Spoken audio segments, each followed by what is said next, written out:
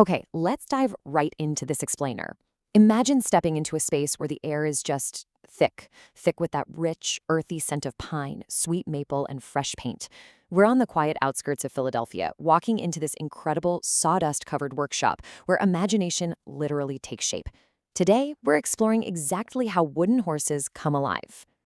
There's this quote from Henry Lawson: "Every tree already knows what it wants to become." I love that. That beautiful, almost magical philosophy, that's the exact guiding principle getting him out of bed and into the workshop at 5:15 a.m. every single morning, way before the rest of the world is even awake. Henry isn't just a woodworker, right? He's actually one of America's very last traditional wooden carousel makers, and his whole mindset is completely rooted in just listening to the material. Section 1, The Last Carousel Carver.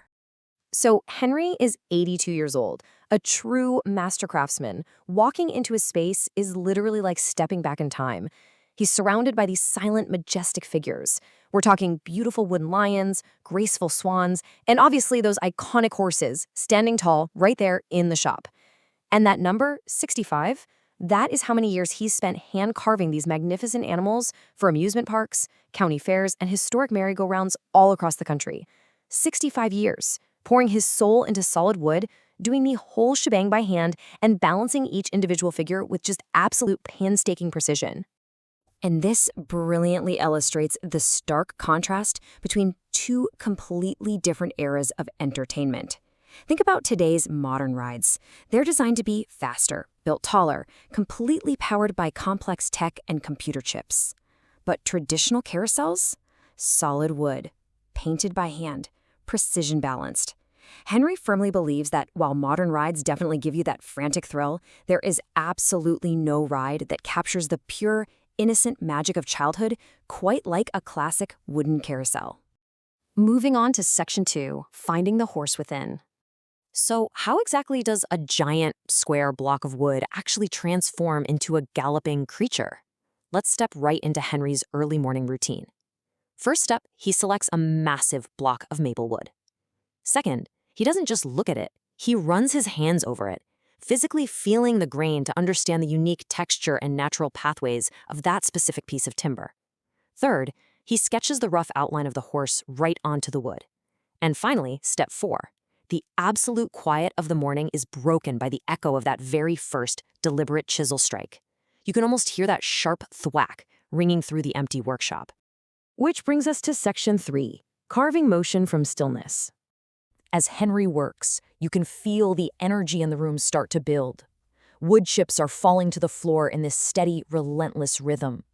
And out of this rigid block of maple, a flowing mane and powerful muscular legs emerge entirely by hand. So the crucial point here is perfectly captured in Henry's own words.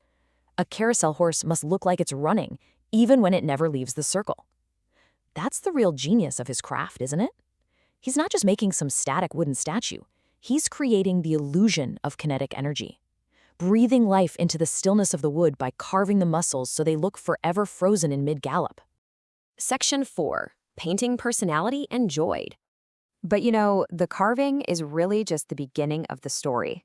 What follows are weeks of meticulous, vibrant painting that truly brings these creatures out of the woodshop and into the public's imagination. We're talking rich, hand-painted colors applied to every single inch, delicate gold leaf carefully laid down to decorate those ornate saddles, bright jewels set in place that'll eventually catch and sparkle beneath the warm amusement park lights. But the absolute most important takeaway here, no two horses are identical. Because they're carved and painted completely by human hands, every single horse develops its own distinct character, its own undeniable personality. And that unique personality leads to this kind of magical truth. Henry says, children always choose their favorite. The horses somehow know. Think back for a second to your own youth. Do you remember being a kid standing excitedly in line for a carousel and spotting the one, that specific horse you just had to ride? It's a completely universal human experience. Henry's observation taps right into that shared childhood memory. He's actively building the personalities that kids instantly connect with. But all of this incredible creation brings us to a rather poignant question. What actually happens when the carousel stops turning? Let's take a dramatic pivot here from the creation of brand new horses to the fate of the old ones. because in a small-town park not too far away, a century-old carousel had slowly fallen into severe disrepair. The paint had chipped away, the wood was weathered and cracked, and that joyous music, it had completely stopped. Section 5. Passing down the craft. When Henry heard about this forgotten carousel, he immediately volunteered to meticulously restore its faded horses. He absolutely insisted on preserving the ride's authentic soul. I mean, in an age where it would be so much cheaper and definitely faster to just swap them out for mass-produced fiberglass replicas, this level of dedication is just extraordinary. Now, what's really interesting about this slide is how this project actually brought a young sculpture student into his shop.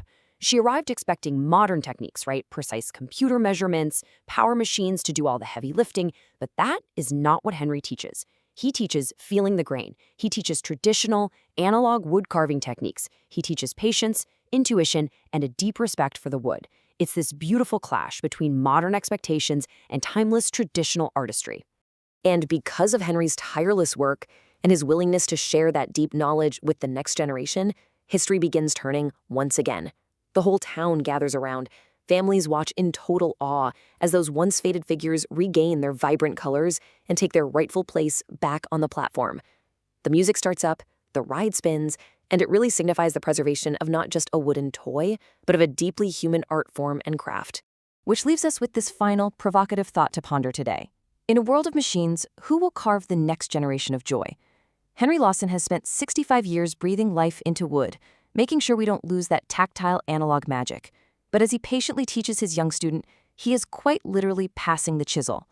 I hope this explainer has inspired you to look a little closer at the traditional crafts around us, to appreciate the handmade, and to remember the profound dedication it takes to create real magic. Keep learning, and I'll catch you next time.